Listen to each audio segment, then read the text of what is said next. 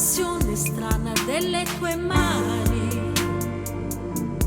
Mi facevo scudo con un sentimento che era spento.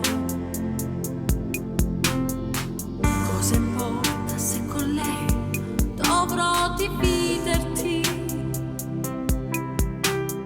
Meglio respirarla piano, la felicità, aspettandoti.